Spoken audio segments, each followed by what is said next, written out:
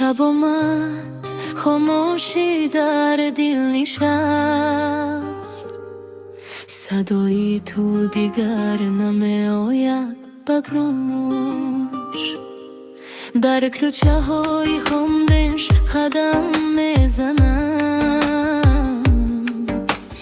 با یادی تو هر نفس میسوزم. چشمانم پر از اشکی نیهام، به تو دنیایم گشت بگانه.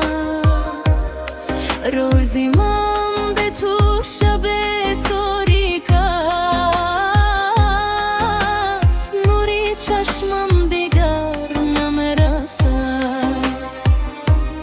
همدایی تو مثل آفتاب بود، اکنون تنها سایه مانده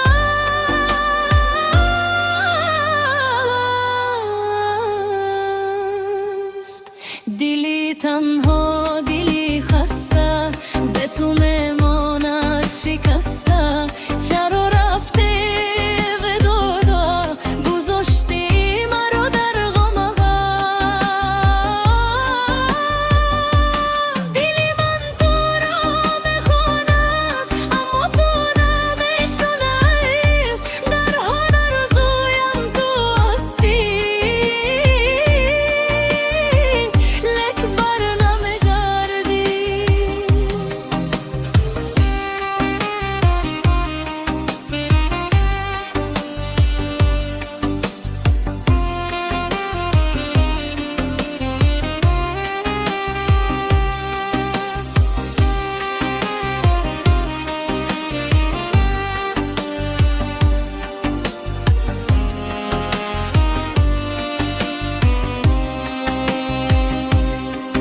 سرودیم و دیگر خاموش شد، فکرهای عشقمون گم شد.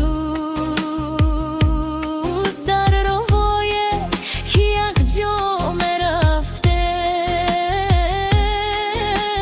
اکنون تنها میمانم من. باد شبنمی تو را میبرد، با گوشم مثل آهی دارد. هر یک خاطره مثل زخم است، که هر شب باز میکشاید. شاید روز بر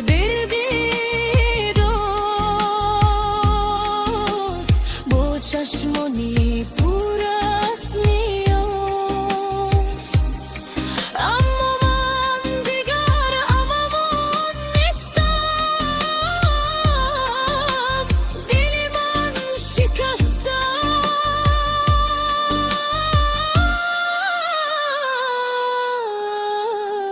است. دلی تنها، دلی خسته، به تو میماند شکسته. چرا رفتی به ودا، گذاشتی مرا در غم ها.